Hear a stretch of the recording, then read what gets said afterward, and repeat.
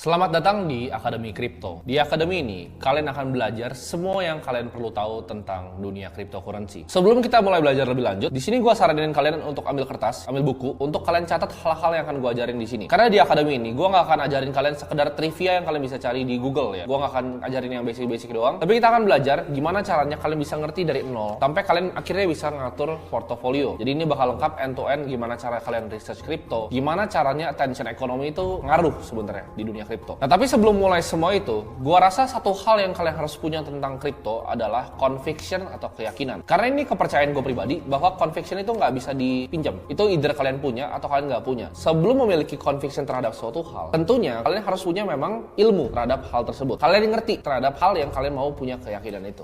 Jadi kita akan mulai dari tesis besar kripto atau the big crypto thesis. Semua yang ada di sini itu berdasarkan pengalaman pribadi gue dan gue akan sharing semuanya ke kalian. Kita sebenarnya di adopsi kripto kita masih sangat awal ya. Mungkin semua orangnya, termasuk kalian dan gue pribadi itu berharap kita beli Bitcoin di harganya waktu itu masih $100 atau $1000. Semua orang bisa berandai-andai. Tapi sebenarnya waktu terbaik untuk mulai itu sekarang, karena kita nggak bisa mulai kemarin. Dan masa depan itu kita tahu bahwa kripto adopsinya akan terus berkembang. Jadi kalau belum mulai, saat paling baik untuk mulai di dunia kripto adalah sekarang. Nah, kita tahu layaknya semua inovasi pastinya ada penerimaan dan penolakan. Ini kata-kata dari Thomas Kuhn, itu yang bikin buku The Scientific Revolution, di mana adopsi S-curve dari sebuah teknologi itu cepat dan unik. Jadi kayak misalnya penemuan roda ya, atau bahkan penemuan pesawat. Nah, kita lihat waktu itu, sebelum tahun 1903, sebelum Wright bersaudara itu bikin pesawat, semua orang banyak yang bikin pesawat dengan metode yang aneh-aneh. Ada yang bikin coba kayak burung terus gagal, ada yang jatuh, banyak yang meninggal. Leonardo da Vinci pun pernah gambar seperti helikopter, seperti pesawat. Tapi kalau misalnya sebelum diciptakan 1903 pesawat, orang tuh dikira gila untuk yang mencoba untuk terbang, untuk mencoba bikin pesawat. Tapi seperti kita tahu ya, ini indahnya dari revolusi inovasi. Begitu 1903 pesawat dibikin, 1969 kita udah sampai di bulan. Jadi manusia tuh adopsi teknologi super cepat. Ini penemuan cryptocurrency menurut gue mirip seperti penemuan pesawat, penemuan roda, bahkan penemuan api. Menurut gue, waktu paling tepat untuk kita berinvestasi di sebuah inovasi itu di saat kayak gini. Teknologi itu udah berkembang, adopsi udah cepat. Kita ngerasa ini ada momentum nih, tapi 99% orang di sekitar kita nggak ngerti tentang teknologinya. Contohnya seperti internet. Jadi waktu itu kan kita bisa lihat ya, zaman sebelum tahun 2000-an, internet tuh lagi marak. Semua orang tahu internet akan cepat segala macam, web 1.0 segala macam bakal cepat, tapi nggak banyak yang ngerti tentang internet. Sama seperti web 2 awal keluar. Banyak yang tahu internet itu akan booming, tapi banyak yang bahkan nggak percaya juga. Nah, kita lihat sekarang kalau misalnya di dunia kripto ya, di dunia kripto, di dunia Bitcoin ya, di dunia Ethereum. Mungkin semua orang udah dengar gitu. Semua orang udah tahu, oh ini growing ini Bitcoin gitu. Tapi kalau kita tanya ke teman kita tanya ke orang tua kita tanya bahkan ke keluarga kita, mereka nggak ngerti, mereka nggak bisa jelasin apa itu cryptocurrency. Nah, itu adalah menurut gue saat yang tepat. Di saat semua orang udah tahu, momentumnya udah ada, tapi orang nggak ngerti tentang asetnya. Itu saat yang terbaik untuk kita bisa membeli sebuah aset. Nah, kalian coba bayangin ya, uang itu banyak mengendap di aset-aset lama ya. Ada sekitar 150 triliun US dollar itu mengendap di real estate, di global equity ya. Global equity itu adalah total stock market dunia. Market cap-nya hampir 100 triliun US dollar. Dan sisanya ada government bonds, ada corporate bonds. Bitcoin itu baru berapa? Di saat videonya di shoot itu baru 300 billion US dollar. Dan market cap kripto itu di bawah 1 triliun. Jadi menurut kalian apakah ini adalah aset kelas yang akan terus growing atau tidak? Nah, sekarang gini, gue kasih kalian gambar ini. Kalau misalnya kalian itu adalah sebuah pengusaha ya, kita kasih coba contoh negara Argentina. Di saat waktu 2003, peso itu harganya $3. Sekarang itu peso harganya 150. Jadi devaluasi 50 kali ke bawah. Sekarang gue tanya kalian, kalau lu jadi pengusaha di Argentina, ini balik waktu ya. Jadi pengusaha di Argentina waktu tahun 2003. Kalian misalnya bikin toko roti lah, jualan roti gitu. Dapat untung, apa yang kalian akan lakukan? Kalau kalian udah tahu nih, kedepannya uang kalian bakal devaluasi 50 kali terhadap US dollar. Yang kalian akan lakukan adalah, kalian ambil profit dari jualan roti itu, kalian nggak bakal investasiin di bahkan saham Argentina. Kenapa? Karena saham perusahaan Argentina itu ngeluarin peso lagi. Tapi kalian akan ambil peso kalian yang kalian dapat dari jualan roti, dan kalian akan tukar ke stronger currency, atau currency yang lebih kuat yaitu di US dollar. Kalau kalian lakuin itu di Argentina, kalian super kaya. Karena currency kalian devaluasi 50 kali ke bawah, sedangkan uang kalian naik 50 kali ke atas. Karena kalian belinya US dollar. Jadi pas 3 peso, sekarang udah 150. Jadi waktu peso itu $3, sekarang $150. Tapi kan kita tahu, kita nggak bisa datang dari masa depan. Nah, sekarang kita lihat, tadi kan peso sama US dollar. Kalau kita lihat US dollar sama Bitcoin, itu terjadi hal yang sama. Tahun 2011 berapa? Berapa antara dolar dan Bitcoin? Berapa? $100? $10? Sekarang berapa? Di saat bear market aja, di saat semua orang kebakaran, itu harganya $16.000. Jadi dolar itu devaluasi berapa ratus ribu kali terhadap Bitcoin selama 1 dekade terakhir. Dan ini adalah aset yang terbaik performanya selama 1 dekade terakhir. Di sini gue percaya bahwa kripto itu akan akan merevolusi uang seperti internet merevolusi distribusi dari informasi. Kripto itu memisahkan antara pemerintahan dengan uang sama seperti zaman dulu ya, waktu dipisahkan antara pemerintahan dengan agama. Nah, kita tahu ya, di tahun 2009 itu ada yang terjadi global financial crisis di mana ada beberapa bankers yang greedy yang mengakibatkan semuanya itu runtuh karena subprime mortgage. Di situ tahun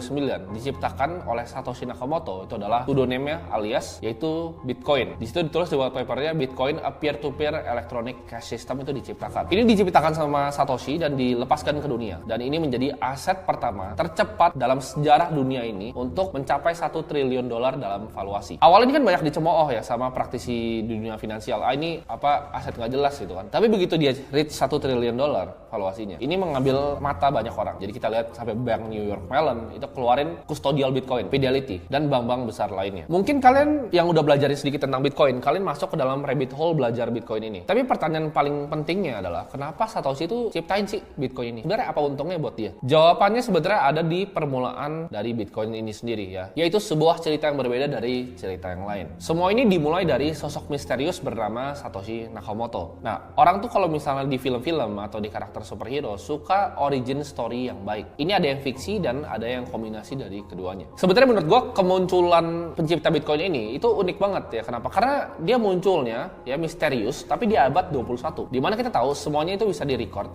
semuanya bisa diverifikasi, semuanya bisa dicari dan bisa diinvestigasi. Semuanya terbuka. Tapi kenapa nggak ada satupun yang bisa tahu siapa Satoshi ini di abad yang super terbuka? Kita nggak pernah dengar suaranya, kita nggak pernah lihat mukanya, karena Satoshi itu bukan siapapun, bisa satu orang, bisa sekelompok orang. Karena Satoshi itu bukanlah orang, melainkan sebuah online persona. Manusia atau kelompok asli di balik Satoshi ini berhasil menyembunyikan identitasnya layaknya superhero di komik-komik. Nggak ada yang pernah minta dia untuk muncul, nggak ada yang pernah minta dia untuk ciptain cryptocurrency pertama yaitu Bitcoin, tapi dia muncul memberikan hadiah Bitcoin ini kepada ras manusia. Muncul dari antah berantah untuk membawa ciptaannya yang bernama Bitcoin. Dia menjelaskan ya di dalam namanya white papernya itu 12 lembar yang mengubah dunia, yaitu Bitcoin a peer-to-peer electronic cash system. Di situ dia menyelesaikan sebuah masalah yang nggak pernah bisa diselesaikan sama mathematician di seluruh dunia, yaitu Byzantine General Problem. Maksudnya apa? Kalau misalnya kita ibaratnya punya kastil, kita diserang dari 4 sisi, dari sisi A, B, C, dan D. Itu nggak mungkin tanpa centralize ya. Orang bisa serang kastilnya dalam saat yang bersamaan. Misalnya kita serang dari sisi yang berbeda nih. Yang A nyerang. A nggak tahu